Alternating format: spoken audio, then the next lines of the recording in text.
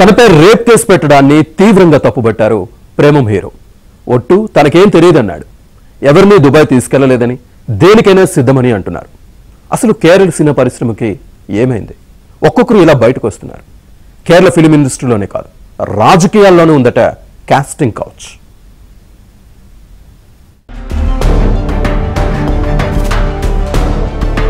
Justice Hema committee report తర్వాత Kerala film స్టార్ల దురాఘాతాలన్నీ బయటకొస్తున్నాయి. పెద్ద పెద్ద హీరోలే తమపై లైంగిక దాడులకు తెగబడ్డారని పలువురు పాతతరం హీరోయిన్లు బయటకొచ్చారు. పోలీసులు సైతం జస్టిస్ హేమా కమిటీలో పేర్ల ఆధారంగా కేసులు పెడుతున్నారు. తాజాగా ప్రముఖ మలయాళ నటుడు ప్రేమం హీరో నివిన్ పౌలీపై అత్యాచారం కేసు నమోదైంది. ఆయనతో పాటు 6గురుపై 40 ఏళ్ల మహిళ ఫిర్యాదు చేశారు.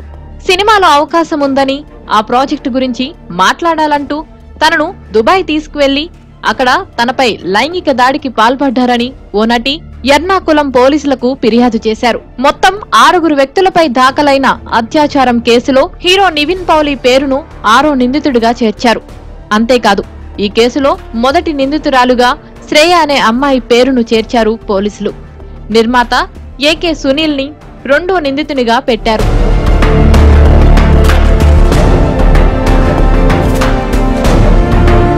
హీరో నివిన్ పౌలీ మలయాళ బ్లాక్ బాస్టర్ మూవీ ప్రేమం సినిమాతో ప్రేక్షకుల మదిని కొల్లగొట్టాడు.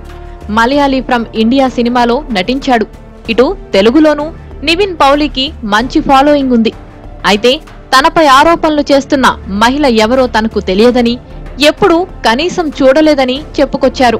ഒരു രീതിയിലും ബന്ധമില്ലാത്ത ഒരു ആണ്. പിന്നെ ഞാൻ പലയിടത്തും പോകുമ്പോൾ ഒരുപാട് പേര് എന്റെ അടുത്ത് സെൽഫി എടുക്കാറുണ്ട്.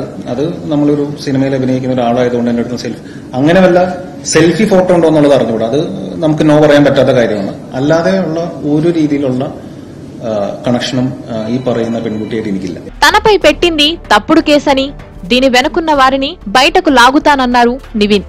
చట్టపరంగా వారిపై చర్యలు తీసుకుంటానన్నారు. తనకు కూడా ఓ కుటుంబం ఉందని, అందుకే చాలా బాధపడాల్సి వస్తుందన్నారు.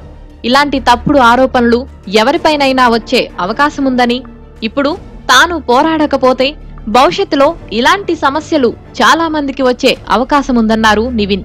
దాదాపు నెల రోజుల క్రితం తనపై పోలీసులకు ఫిర్యాదు అందిందని, కొంతకాలం క్రితం పోలీసులు తనకు ఫోన్ చేసి కేసు గురించి చెప్పారని వివరించారు.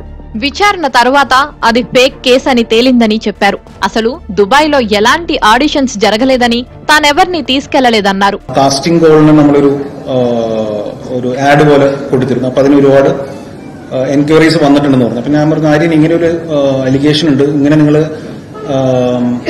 എന്താണ് പറയാ ഓഡിഷൻ നടത്തിയിരുന്നു എന്ന് ചോദിച്ചു. അപ്പൊ ആര്യം പറഞ്ഞു, ഞങ്ങൾ ഓഡിഷൻ നടത്തിയിട്ടില്ല, ഞങ്ങൾക്ക് ഒരുപാട് എൻട്രി വന്നതിൽ നിന്ന് ആര്യന് മനസ്സിൽ ഇഷ്ടപ്പെടുന്ന ആൾക്കാരെ ഷോർട്ട് ലിസ്റ്റ് ചെയ്തുകൊണ്ടിരിക്കുന്നുള്ളൂ, ഞങ്ങൾ ഇതുവരെ ഓഡിഷനിലേക്ക് എത്തിയിട്ടില്ല എന്ന് പറഞ്ഞു.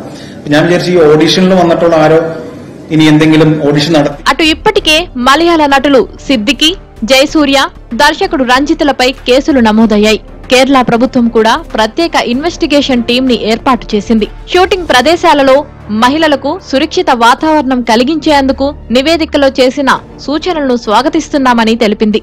అటు కేరళ రాజకీయాల్లోనూ కాస్టింగ్ కౌచ్ వ్యవహారం ఉందని కాంగ్రెస్ సీనియర్ మహిళా నాయకులు ఆరోపించారు.